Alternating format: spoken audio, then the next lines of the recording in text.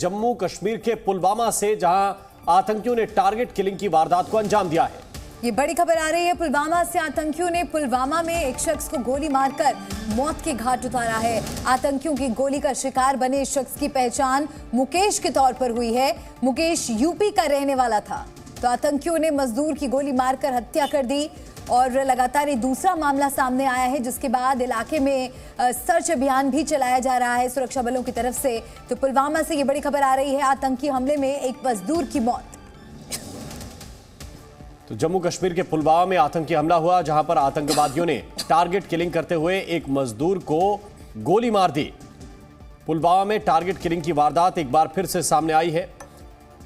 इससे पहले सुरक्षा बलों के ऊपर आतंकवादियों ने हमला किया था श्रीनगर में, और अब पुलवामा से इस वक्त की बड़ी खबर आपको बता रहे हैं। आतंकी घटना सामने आई है, जहां पर आतंकवादियों ने एक मजदूर को निशाना बनाते हुए गोली मारकर उसकी हत्या कर दी है। यह मजदूर उत्तर प्रदेश का रहने वाला बताया जा रहा है और वहां पर रहकर मजदूरी का काम करता था, लेकिन वहां पर उसकी गोली मारकर हत्या कर दी गई। तो 3 तस्वीरें इस वक्त आपके सामने हैं। आज पुलवामा में एक मजदूर की हत्या की गई है। इसके बाद सुरक्षा व्यवस्था चौकस की जा रही है। घाटी में जवानों का पहरा बढ़ाया गया है और इससे पहले कल श्रीनगर में एक इंस्पेक्टर पर हमला किया गया था।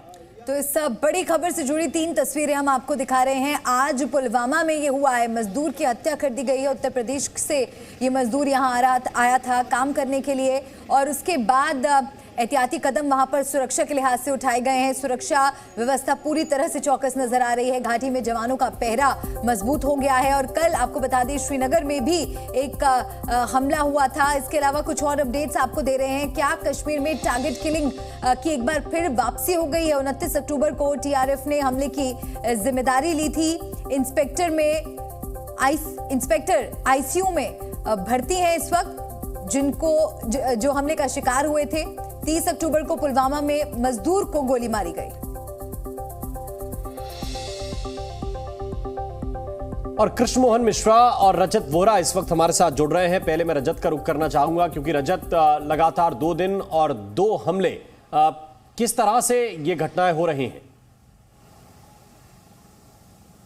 जी बिल्कुल राम, कल जिस तरह से इंस्पेक्टर मसरूर अहमद की निर्मम हत्या करने की कोशिश की गई, वो भी आईसीयू में जिंदगी और मौत की जो जंग है वो वहां पर लड़ रहे हैं। श्रीनगर के ईदगाह मैदान में ये वाकया हुआ था। वहीं आज की बात करें तो पुलवामा जिले के नौपोरा इलाके में ये वाकया पेश आया है, जहां मुकेश नामक, जो कि उत्तर प्रदेश के रहने वाले एक लेबर हैं, उन पर अटैक किया गया अज्ञात आतंकियों द्वारा और उनकी निर्मम हत्या कर दी गई।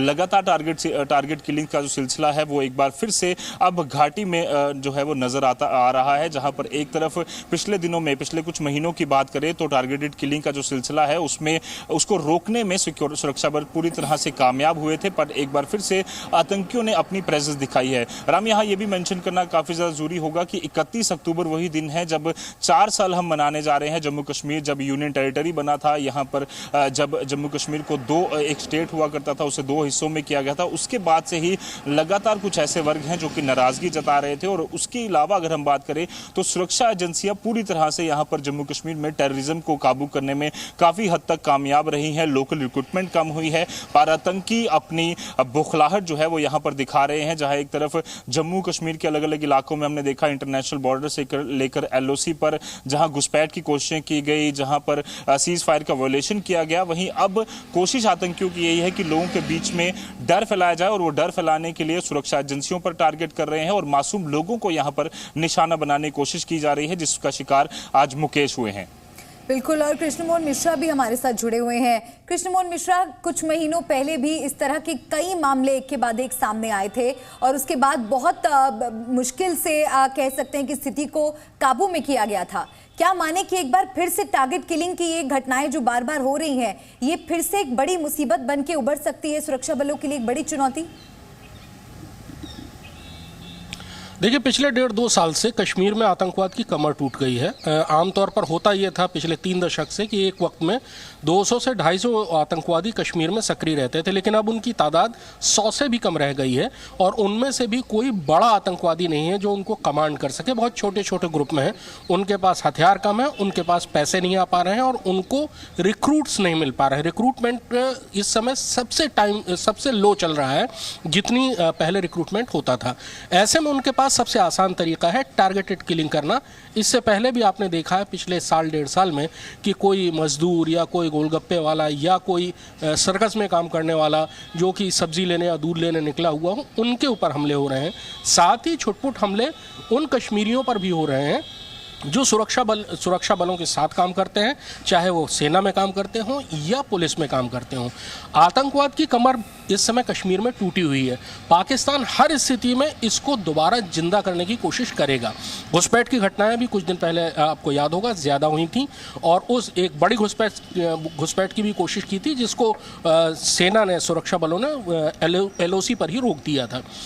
आतंकवाद इस समय बहुत ही अपनी ये आप कह सकते हैं कि अब तक की सबसे कमज़ोर स्थिति में है और ऐसे में टारगेट किलिंग करना उनके लिए सबसे आसान है। ये आसान शिकार होते हैं, दूर दराज के इलाकों में रह रहे होते हैं, छोटी छोटी जगहों में होते हैं, उनके आसपास कोई सुरक्षा नहीं होती है।